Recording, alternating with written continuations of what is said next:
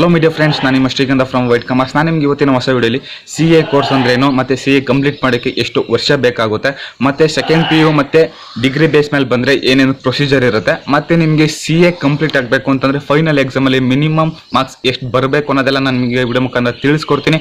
ಹಾಗೆಯೇ friends, video ಶುರು ಮಾಡೋಣ. ವಿಡಿಯೋ ಶುರು ಮಾಡೋಕ್ಕಿಂತ ಮುಂಚೆ ನೀವು ನಮ್ಮ ಚಾನಲ್ಗೆ ಸಬ್ಸ್ಕ್ರೈಬ್ ಮಾಡ್ಕೊಂಡಿಲ್ಲ ಅಂತಂದರೆ ಬೇಗ ಸಬ್ಸ್ಕ್ರೈಬ್ ಆಗಿ, ಹಾಗೆ latest updates bell icon miss ಮಾಡಿದೆ ಪ್ರೆಸ್ ಮಾಡಿ. ಜೊತೆಗೆ ನನ್ನ ಇನ್ಸ್ಟಾ ಮತ್ತು ಟೆಲಿಗ್ರಾಮಲ್ಲಿ ಕೂಡ ಫಾಲೋ ಮಾಡ್ಬೋದು, ಡಿಸ್ಕ್ರಿಪ್ಷನಲ್ಲಿ ಲಿಂಕ್ ಇದೆ. ಹಾಗೆ ನಿಮಗೆ ಕಂಟೆಂಟಲ್ಲಿ ಡೌಟ್ ಇತ್ತು ಅಂದರೆ ಕಮೆಂಟ್ ಬಾಕ್ಸಲ್ಲಿ ಕಮೆಂಟ್ ಮಾಡಿ, ಇಲ್ಲ ಅಂತಂದರೆ ಇನ್ಸ್ಟಾ ಟೆಲಿಗ್ರಾಮ್ ನನ್ನ ಕಾಂಟ್ಯಾಕ್ಟ್ ಮಾಡಿ, ನಾನು ನಿಮಗೆ ಖಂಡಿತವಾಗ್ಲೂ ತಿಳಿಸ್ಕೊಡ್ತೀನಿ. ಈ ವಿಡಿಯೋನ ಯಾರ್ಯಾರು ಸೆಕೆಂಡ್ PU ಸ್ಟೂಡೆಂಟ್ಸ್ ಮತ್ತು ಡಿಗ್ರಿ ಸ್ಟೂಡೆಂಟ್ಸ್ ಈ ವಿಡಿಯೋನ ನೋಡ್ತಿದ್ದೀರಾ, ಅವರು ಈ ವಿಡಿಯೋನ ಎಲ್ಲೂ ಕೂಡ ಸ್ಕಿಪ್ ಮಾಡಿಬಿಡಿ. ಜೊತೆಗೆ ಈ ವಿಡಿಯೋನ ನಿಮ್ಮ ಫ್ರೆಂಡ್ಸ್ ಮತ್ತು ನಿಮ್ಮ ಕಾಲೇಜ್ ಗ್ರೂಪ್ಸಲ್ಲಿ ವಿಡಿಯೋನ ಶೇರ್ ಮಾಡಿ ಪ್ಲೀಸ್. ಹಾಗೆಯೇ ನಾನು ವಿಡಿಯೋಗೆ ಮಿನಿಮಮ್ 50 ಲೈಕ್ಸ್ ಎಕ್ಸ್ಪೆಕ್ಟ್ ಮಾಡ್ತಾ ಇದ್ದೀನಿ. ಸೊ ಈಗಲೇ ಒಂದು ಲೈಕ್ನ ಮಾಡಿ ನೋಡೋಣ ಎಷ್ಟು ಲೈಕ್ಸ್ ಬರುತ್ತೆ ಅಂತ. ಈಗ ವಿಷಯಕ್ಕೆ ಬರೋಣ. ಫಸ್ಟ್ ನಾನು ಸೆಕೆಂಡ್ PUC ಆದಮೇಲೆ ಏನು ಪ್ರೊಸೀಜರ್ ಇರುತ್ತೆ ಅನ್ನೋದನ್ನು ನಿಮಗೆ ತಿಳಿಸ್ಕೊಡ್ತೀನಿ. ಅರ್ಥ ಆಯ್ತಲ್ಲ? ಅದಾದ್ಮೇಲೆ ಡಿಗ್ರಿಗೆ ಬರ್ತೀನಿ. ಫಸ್ಟ್ ಸೆಕೆಂಡ್ PUC ಆದಮೇಲೆ ಏನು ಪ್ರೊಸೀಜರ್ ಇರುತ್ತೆ ಅದನ್ನ ತಿಳಿಸ್ಕೊಡ್ತೀನಿ. ನೀವು ಸೆಕೆಂಡ್ PUC ಆದ ತಕ್ಷಣ CA ಮಾಡಬೇಕಂತ ಏನಾದರೂ ನಿಮಗೆ ಆಸೆ ಇದ್ದರೆ, ಅರ್ಥ ಆಯ್ತಲ್ಲ, CA ಮಾಡ್ಬೇಕಂತ ಏನಾದ್ರು ಆಸೆ ಇದ್ದರೆ ನೀವು ರಿಜಿಸ್ಟರ್ ಮಾಡಿಸ್ಕೊಳ್ಬೇಕಾಗತ್ತೆ. ಅರ್ಥ ಆಯ್ತಲ್ಲ? ಆನ್ಲೈನ್ ಮುಖಾಂತರ ನೀವು ರಿಜಿಸ್ಟರ್ ಮಾಡಿಸ್ಕೊಳ್ಬೇಕಾಗತ್ತೆ. ರಿಜಿಸ್ಟರ್ ಫೀಸ್ ಅಂತ ಒಂದಷ್ಟು ಫೀಸ್ ಇರುತ್ತೆ, ಅದನ್ನು ಪೇ ಮಾಡಿ ನೀವು ರಿಜಿಸ್ಟರ್ ಮಾಡಿಸ್ಕೊಳ್ಬೇಕಾಗತ್ತೆ. ಅದಾದಮೇಲೆ CA ಫೌಂಡೇಶನ್ ಅಂತ ಒಂದು ಎಕ್ಸಾಮ್ ಇರುತ್ತೆ, ಫೌಂಡೇಶನು.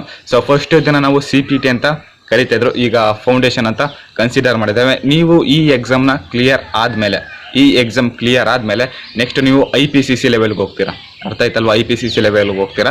ಅದಕ್ಕಿಂತ ಮುಂಚೆ ಒಂದು ನಿಮಿಷ ನಿಮ್ಗೆ ಹೇಳೋದು ಮರ್ತೆ, ನಿಮಗೆ CA ಫೌಂಡೇಶನಲ್ಲಿ 2 ಮಲ್ಟಿಪಲ್ ಚಾಯ್ಸ್ ಕ್ವಶನ್ ಮತ್ತು 2 ಡಿಸ್ಕ್ರಿಪ್ಟಿವ್ ಪೇಪರ್ಸ್ ಇರುತ್ತೆ. ಅರ್ಥ ಆಯ್ತಲ್ವಾ? 2 ಮಲ್ಟಿಪಲ್ ಚಾಯ್ಸ್ ಕ್ವಶನ್ ಮತ್ತು 2 ಡಿಸ್ಕ್ರಿಪ್ಟಿವ್ ಪೇಪರ್ ಇರುತ್ತೆ, ನೀವು ಆರಾಮಾಗಿ ಮಾಡ್ಕೊಳ್ಬೋದು. ನೆಕ್ಸ್ಟ್ ಇದಾದಮೇಲೆ ನಿಮಗೆ IPCCಯಲ್ಲಿ ಏನು ಸಬ್ಜೆಕ್ಟ್ಸ್ ಇರುತ್ತೆ, IPCCಯಲ್ಲಿ ಏನು ಸಬ್ಜೆಕ್ಟ್ಸ್ ಇರುತ್ತೆ ಅದೆಲ್ಲ ಕೂಡ ಡಿಸ್ಕ್ರಿಪ್ಟಿವೆ. ಇಲ್ಲಿ ನಿಮಗೆ IPCCಯಲ್ಲಿ ಯಾವುದೇ ರೀತಿ ಒಂದು ಮಲ್ಟಿಪಲ್ ಚಾಯ್ಸ್ ಕ್ವಶನ್ ಪೇಪರ್ ಯಾವುದೂ ಇರಲ್ಲ. ಸೊ ಎಲ್ಲ ಕೂಡ ಡಿಸ್ಕ್ರಿಪ್ಟಿವೆ. ಅರ್ಥ ಆಯ್ತಲ್ವಾ? ಮೊದಲು ಇತ್ತು, ಸೊ ಇವಾಗ ಅದನ್ನು ಕ್ಯಾನ್ಸಲ್ ಮಾಡಿದ್ದಾರೆ. ಏನಾದರೂ ಸೆಕೆಂಡ್ PU ಆದಮೇಲೆ ಡೈರೆಕ್ಟಾಗಿ CA ಮಾಡೋಕ್ಕೆ ಬರ್ತಿದ್ದೀರಾ ಅಂತಂದರೆ ನಿಮಗೆ ಅಗ್ರಿಗೇಟು ಟೋಟಲ್ಲು ನಿಮಗೆ ಸೆಕೆಂಡ್ PUCಯಲ್ಲಿ ಮಿನಿಮಮ್ 55% ಇರಲೇಬೇಕು. ಅರ್ಥ ಆಯ್ತಲ್ಲ? ಮಿನಿಮಮ್ 55% ಇರಲೇಬೇಕು, ಇಲ್ಲಾಂತಾರೆ ನಿಮ್ಮನ್ನ ಕನ್ಸಿಡರ್ ಮಾಡಲ್ಲ. ಇಲ್ಲಾಂತಾರೆ ನೀವು 3 ವರ್ಷ ಡಿಗ್ರಿ ಮಾಡಿ, ಡಿಗ್ರಿಲಿ 55%ನ ಸ್ಕೋರ್ ಮಾಡಿ, ಅದಾದ್ಮೇಲೆ ಬೇಕಾದ್ರೆ ನೀವು ಈ ಫೀಲ್ಡ್ಗೆ ಬರ್ಬೋದು. ಅದನ್ನು ಕೂಡ ನೆಕ್ಸ್ಟ್ ಡಿಗ್ರಿಗೆ ಬಂದಾಗ ನಾನು ನಿಮಗೆ ತಿಳಿಸ್ಕೊಡ್ತೇನೆ. ಇಲ್ಲಿವರೆಗೂ IPCC ತನಕ ತಿಳಿಸಿದ್ದೇನೆ. IPCC ಏನಾದ್ರು ನಿಮ್ಮದು ಕ್ಲಿಯರ್ ಆಯಿತು ಅಂತಂದರೆ ನೀವು ಕಂಪಲ್ಸರಿ ಆರ್ಟಿಕಲ್ಶಿಪ್ನ ಮಾಡಬೇಕು. ಅರ್ಥ ಆಯ್ತಲ್ವಾ? ಕಂಪಲ್ಸರಿ ಆರ್ಟಿಕಲ್ಶಿಪ್ನ ಮಾಡಬೇಕು. ಹಾಗೆಯೇ ಆರ್ಟಿಕಲ್ಶಿಪ್ಪಿಂದ ನೆಕ್ಸ್ಟ್ ಪ್ರೊಸೀಜರ್ ಏನಿದೆಯೋ ಅದು ಡಿಗ್ರಿವರೆಗೂ ಕೂಡ ಅಪ್ಲಿಕೇಬಲ್ ಆಗುತ್ತೆ. ಸೊ ಆರ್ಟಿಕಲ್ಶಿಪ್ಪಲ್ಲಿ ನೀವು ಕಂಪಲ್ಸರಿ CA ಅಂಡರಲ್ಲಿ ನೀವು ಮಿನಿಮಮ್ 3 ಇಯರ್ಸ್ ವರ್ಕ್ ಮಾಡಲೇಬೇಕಾಗತ್ತೆ. ಅದಾದಮೇಲೆ CA ಫೈನಲ್ಸು. ನಿಮಗೆ CA ಫೈನಲ್ಸಲ್ಲಿ ಟೋಟಲು 8 ಪೇಪರ್ಸ್ ಇರುತ್ತೆ. ಅದನ್ನು 2 ಗ್ರೂಪಾಗಿ ಡಿವೈಡ್ ಮಾಡ್ತಾರೆ. ನೀವು 2 ಗ್ರೂಪ್ನ ಒಂದೇ ಸತಿ ಬೇಕಾದ್ರೂ ತಗೋಬೋದು, ಇಲ್ಲ ಅಂತಂದರೆ ಸಪ್ರೇಟಾಗಿ ಬೇಕಾದ್ರೂ ತಗೊಳ್ಬೋದು. ನಿಮಗೆ ಇಲ್ಲಿ ಒಂದು ಸಬ್ಜೆಕ್ಟಲ್ಲಿ ಮಿನಿಮಮ್ ಪಾಸಿಂಗ್ ಮಾರ್ಕ್ಸು 40 ಇರುತ್ತೆ. ಅರ್ಥ ಆಯ್ತಲ್ವಾ? 40 ಇರುತ್ತೆ. ಮತ್ತು ಟೋಟಲ್ ಅಗ್ರಿಗೇಟು ಆ ಗ್ರೂಪಲ್ಲಿ ಮಿನಿಮಮ್ 50% ಬರಲೇಬೇಕು. ಫಾರ್ ಎಕ್ಸಾಂಪಲ್, ನೀವು ಒಂದು ಗ್ರೂಪ್ನ ಕನ್ಸಿಡರ್ ಮಾಡಿದ್ದೀರಾ. ಫಾರ್ ಎಕ್ಸಾಂಪಲ್, A ಗ್ರೂಪಲ್ಲಿ 4 ಸಬ್ಜೆಕ್ಟ್ ಇದೆ. 4 ಸಬ್ಜೆಕ್ಟಲ್ಲಿ ನೀವು ಮಿನಿಮಮ್ ಒಂದು ಸಬ್ಜೆಕ್ಟಲ್ಲಿ ಎಷ್ಟು ಬರುತ್ತೆ? 400 ಬರುತ್ತೆ. 400 ಮಾರ್ಕ್ಸ್ಗೆ ಇರುತ್ತೆ. ನೀವು 400ಗೆ ಮಿನಿಮಮ್ 200ನ ತಗೊಳ್ಳೇಬೇಕು. ಅರ್ಥ ಆಯ್ತಲ್ವಾ? ಬಟ್ ಸಬ್ಜೆಕ್ಟ್ ಪಾಸಿಂಗು ಎಷ್ಟಿರುತ್ತೆ ಹೇಳಿ? 40 ಇರುತ್ತೆ. ಬಟ್ ಟೋಟಲ್ ಅಗ್ರಿಗೇಟ್ ನಿಮಗೆ ಒಂದು ಗ್ರೂಪಿಂದ 50% ಇರಲೇಬೇಕು, ಇಲ್ಲ ಅಂತಂದರೆ ನೀವು ಅದನ್ನು ಕನ್ಸಿಡರ್ ಮಾಡಲ್ಲ. 2 ಗ್ರೂಪ್ನು ಒಟ್ಟಿಗೆ ತಗೊಂಡ್ರೆ ಏನು ಅಡ್ವಾಂಟೇಜ್ ಅಂತಂದರೆ ಟೋಟಲು 800 ಇರುತ್ತೆ. 800ಗೆ ನೀವು 400ನ ಕನ್ಸಿಡರ್ ಮಾಡಿದ್ರೆ ಸಾಕು. ಅದನ್ನು ನೀವು ಬೇಕಾದರೆ ಫಾರ್ ಎಕ್ಸಾಂಪಲ್ ಒಂದು ಗ್ರೂಪಲ್ಲಿ ನೀವು 196ನ ಸ್ಕೋರ್ ಮಾಡಿದ್ದೀರಾ. 196ನ ಸ್ಕೋರ್ ಮಾಡಿದ್ದೀರಾ. ನೆಕ್ಸ್ಟು B ಅನ್ನೋ ಗ್ರೂಪಲ್ಲಿ ಇನ್ನೂ ಜಾಸ್ತಿ ಸ್ಕೋರ್ ಮಾಡಿದ್ದೀರಾ. ಬಟ್ ಇವೆಲ್ಲ ಟೋಟಲ್ ನೀವು ಕನ್ಸಿಡರ್ ಮಾಡಿದಾಗ 400 ಆಗುತ್ತೆ ಅಂತಂದರೆ ನಿಮ್ಮದು ಜಸ್ಟ್ CA ಕ್ಲಿಯರ್ ಆದಾಗೇನೆ. ಅರ್ಥ ಆಯ್ತಲ್ವಾ? ಅಕಸ್ಮಾತ್ ನೀವೇನಾದರೂ ಸಿಂಗಲ್ ಆಗಿ ಮಾಡ್ತೀನಿ ಅಂತಂದರೆ ನೀವು ಕಂಪಲ್ಸರಿ 200 ಮತ್ತು 200ನ ಸ್ಕೋರ್ ಮಾಡಲೇಬೇಕಾಗುತ್ತೆ 400ಗೆ. ಸೊ ಅಕಸ್ಮಾತು ನೀವೇನಾದರೂ CA ಫೈನಲ್ಸಲ್ಲಿ ಏನಾದ್ರು ಇದ್ದೀರಾ ಅಂತಂದರೆ ನನ್ನ ಸಜೆಷನ್ ಏನು ನಾನು ಕೊಡ್ತೀನಿ ಅಂತಂದರೆ, ಸೊ 2 ಗ್ರೂಪ್ನು ಒಟ್ಟಿಗೆ ತಗೊಳ್ಳಿ. ಸೊ ಅವಾಗ ನಿಮ್ಗೆ ಇನ್ನೂ ಈಸಿ ಆಗುತ್ತೆ. ಕೆಲವ್ರಿಗೆ ಒಂದಷ್ಟು ಜನಕ್ಕೆ ಡೌಟ್ ಅರೈಸ್ ಆಗ್ಬೋದು, ಬ್ರೋ ಎಷ್ಟೋ ಜನ ಹೇಳ್ತಾರೆ ಒಂದು ಸಬ್ಜೆಕ್ಟ್ ಫೇಲ್ ಆಯಿತು ಅಂತಂದರೆ ಎಲ್ಲ ಸಬ್ಜೆಕ್ಟ್ನು ಬರೀಲೇಬೇಕಾ ಹಾಗೆ ಅಂತ. ಹೌದು, ಕಂಪಲ್ಸರಿ, ಬಟ್ ಎಲ್ಲ ಸಬ್ಜೆಕ್ಟ್ನು ಅಂತಲ್ಲ. ಫಾರ್ ಎಕ್ಸಾಂಪಲ್, ನಾನು ನಿಮಗೆ ಆಲೇ ಗ್ರೂಪ್ ಅಂತ ಮೆನ್ಷನ್ ಮಾಡಿದೆ. ಒಂದು ಗ್ರೂಪಲ್ಲಿ 4 ಸಬ್ಜೆಕ್ಟ್ ಇರುತ್ತೆ. ಅರ್ಥ ಆಯ್ತಲ್ವಾ? ನಿಮ್ಮದು ಆ ಗ್ರೂಪಲ್ಲಿ ಯಾವ್ದಾದ್ರು ಒಂದು ಸಬ್ಜೆಕ್ಟ್ ಫೇಲ್ ಆಯಿತು ಅಂತಂದರೆ ನೀವು ಎಲ್ಲದು ಕೂಡ ಬರೀಬೇಕಾಗತ್ತೆ. ಅರ್ಥ ಆಯ್ತಲ್ವ? ಎಲ್ಲ ಸಬ್ಜೆಕ್ಟ್ನು ಕೂಡ ಬರೀಬೇಕಾಗತ್ತೆ. ಇನ್ ಕೇಸ್ ಆಫ್ ಏನಾದರೂ ನೀವು 4 ಸಬ್ಜೆಕ್ಟಲ್ಲಿ 3ರಲ್ಲಿ ಫೇಲ್ ಆಗಿರ್ತೀರ.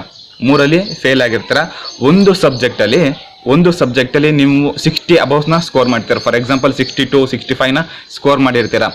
ನೆಕ್ಸ್ಟ್ ನೀವು ಎಕ್ಸಾಮ್ ಬರಿಬೇಕಾದ್ರೆ 60 ಅಬವ್ ಯಾವುದಿರುತ್ತೆ ಅದನ್ನು ನೀವು ಬರೆಯೋಂಗಿಲ್ಲ. ಇನ್ನು ಉಳಿದಿದ್ದ 3ನ ನೀವು ಬರೀಬೋದು. ಮತ್ತು ಅಬವ್ 65 ಇದ್ದ ಪೇಪರು ಅಪ್ ಟು 3 ಇಯರ್ಸ್ ತನಕ ನಿಮಗೆ ಎಕ್ಸಾಮ್ನ ಮಾಡ್ತಾರೆ. ಅಕಸ್ಮಾತ್ ನೀವು 3 ಇಯರ್ಸ್ ಒಳಗಡೆ ಮಿಕ್ಕಿರೋ ಸಬ್ಜೆಕ್ಟ್ನ ಕ್ಲಿಯರ್ ಮಾಡ್ಕೊಂಡಿಲ್ಲ ಅಂತಂದರೆ ಸೊ ಮತ್ತೆ ನೀವು ಆ 4 ಕೂಡ ಬರೀಬೇಕು. ಇದಿಷ್ಟು CA ಎಕ್ಸಾಮ್ ಕಂಪ್ಲೀಟ್ ಮಾಡ್ಕೊಳ್ಳೋಕ್ಕೆ ಸೆಕೆಂಡ್ PU ಆದಮೇಲೆ ಇರೋ ಪ್ರೊಸೀಜರು. ಅಕಸ್ಮಾತ್ ನಿಮ್ಗೆ ಏನಾದ್ರು ಡೌಟ್ ಇತ್ತು ಅಂದರೆ ಕಮೆಂಟ್ ಬಾಕ್ಸಲ್ಲಿ ಕಮೆಂಟ್ ಮಾಡಿ. ಈಗ ಡಿಗ್ರಿ ಆದಮೇಲೆ ಏನೇನು ಪ್ರೊಸೀಜರ್ ಇರುತ್ತೆ ಅಂತ ನೋಡೋಣ. ಜಸ್ಟ್ ಫಸ್ಟ್ ಸ್ಟೆಪ್ ಒಂದು ನೀವು ಆನ್ಲೈನ್ ಮುಖಾಂತರ ರಿಜಿಸ್ಟ್ರೇಷನ್ ಮಾಡಿಸ್ಕೊಳ್ಬೇಕಾಗುತ್ತೆ, ಇಷ್ಟು ಫೀಸ್ ಅಂತ ಪೇ ಮಾಡಿ. ಅದಾದಮೇಲೆ ಅದೆಲ್ಲ ಆದಮೇಲೆ ನಿಮಗೆ ಇಲ್ಲಿ ಯಾವುದೇ ರೀತಿಯ ಒಂದು CA ಫೌಂಡೇಶನ್ ಆಗಲಿ ಇರಲ್ಲ, CPT ಇರಲ್ಲ. ಅದಾದಮೇಲೆ ನಿಮಗೆ ಇಲ್ಲಿ IPCC ಇರುತ್ತೆ. ಅದು ಯಾವ ರೀತಿ ಅಂತಂದರೆ ನೀವು ರಿಜಿಸ್ಟ್ರೇಷನ್ ಆದಮೇಲೆ ಡೈರೆಕ್ಟಾಗಿ CA ಅಂಡರಲ್ಲಿ ನೀವು ವರ್ಕ್ನ ಮಾಡಬೇಕಾಗುತ್ತೆ. ಅರ್ಥ ಆಯ್ತಲ್ವ? CA ಅಂಡರಲ್ಲಿ ವರ್ಕ್ನ ಮಾಡಬೇಕಾಗುತ್ತೆ. ಅದಾದಮೇಲೆ ವರ್ಕ್ ಮಾಡೋಕ್ಕೆ ಶುರು ಮಾಡಿ 9 ಮಂತ್ಸ್ ಆದಮೇಲೆ ವಿತಿನ್ ನೀವು 9 ಮಂತ್ಸು IPCC ಎಕ್ಸಾಮ್ನ ತಗೊಳಕ್ಕಾಗೋದಿಲ್ಲ. 9 ಮಂತ್ಸ್ ಆದಮೇಲೆ ನೀವು ಮತ್ತೆ IPCC ಎಕ್ಸಾಮ್ನ ಬರಿಬೋದು. ನೆಕ್ಸ್ಟ್ IPCC ಎಕ್ಸಾಮ್ ಕ್ಲಿಯರ್ ಆಯಿತು ಅಂದ ತಕ್ಷಣ ಡೈರೆಕ್ಟಾಗಿ ನೀವು CA ಫೈನಲ್. ನಾನು ಆಲ್ರೆಡಿ ಏನು ಎಕ್ಸ್ಪ್ಲೇನ್ ಮಾಡಿದೆ ಸೆಕೆಂಡ್ PU ಅವ್ರಿಗೆ CA ಫೈನಲ್ಸಲ್ಲಿ ಏನೇನು ಪ್ರೊಸೀಜರ್ ಇರುತ್ತೆ ಮತ್ತು ಏನೇನು ಸಬ್ಜೆಕ್ಟ್ಸ್ ಇರುತ್ತೆ ಅಂತ, ಅದನ್ನು ಕೂಡ ನಿಮಗೆ ಇಲ್ಲಿ ಡಿಗ್ರಿವರೆಗೂ ಅದು ಕೂಡ ಸೇಮ್ ಅಪ್ಲಿಕೇಬಲ್ ಆಗುತ್ತೆ. ಮಿನಿಮಮ್ 800ಗೆ 400ನ ಸ್ಕೋರ್ ಮಾಡಬೇಕು.